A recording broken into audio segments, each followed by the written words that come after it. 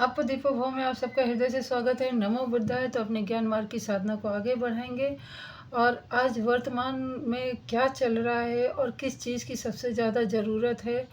तो यहाँ पे गुरु जी की वाणी में हम लोग सुनेंगे कि किस प्रकार से हमारे मन में विकार उठते हैं और हमारे अपने खुद के विकार हमें नुकसान करते हुए पूरे समाज को नुकसान पहुंचाते हैं और समाज के साथ साथ उस काल तक को भी नुकसान पहुंचा देते हैं जो समय धारा चल रही है।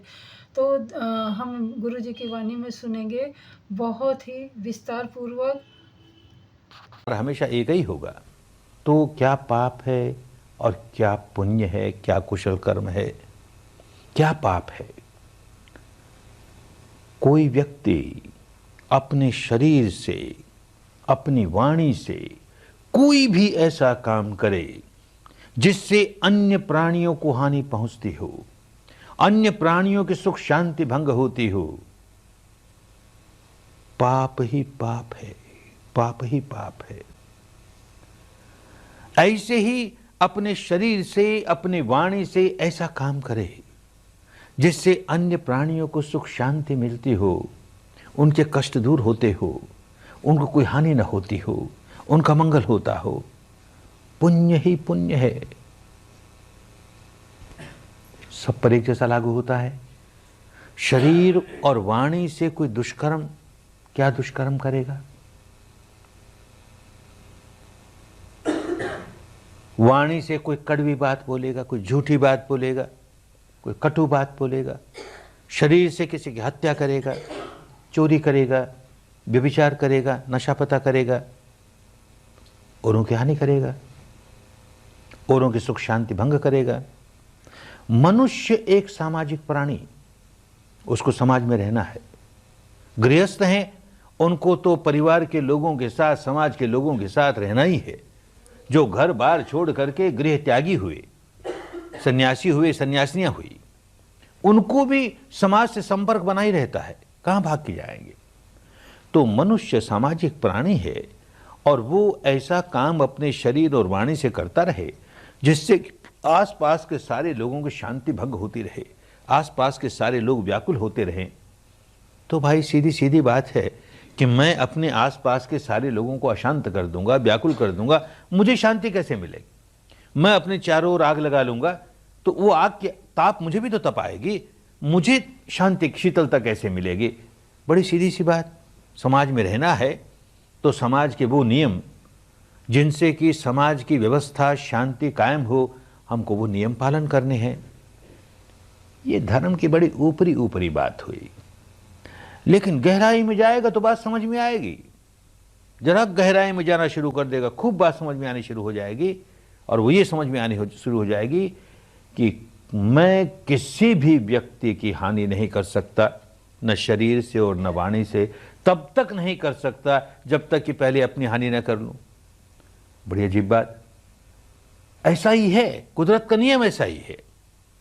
हत्या कोई तब तक नहीं कर सकेगा जब तक कि अपने भीतर क्रोध न जगा ले, द्वेष न जगा ले, दुर्भावना न जगा ले, और वो भी इतनी गहरी, तब जाके किसी की हत्या करेगा।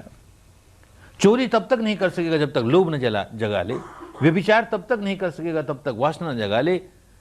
सारे के सारे शरीर और चित्त के दुष्कर्म करने के पहले मन में कोई न कोई विकार जगाना होता है। और जैसे ही विकार जगाया कि कुदरत ने दंड देना शुरू किया, प्रकृति ने दंड देना शुरू किया, धर्म नियामता ने दंड देना शुरू किया।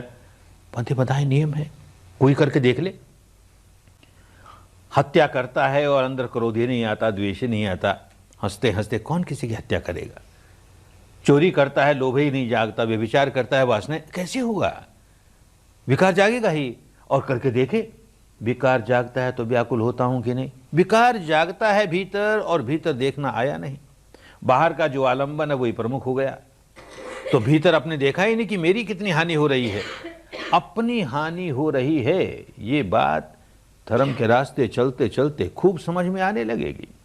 तो मैं शरीर और वाणी से कोई ऐसा काम नहीं करूं जो पाप का काम हो, माने जो अन्य लोगों की सुख शांति भंग करने वाला हो, अन्य लोगों को पीड़ा पहुंचाने वाला हो। ऐसा कोई काम नहीं करूं तो मैं किसी पर एहसान नहीं कर रहा, मैं अपने आप पर एहसान कर रहा हूँ।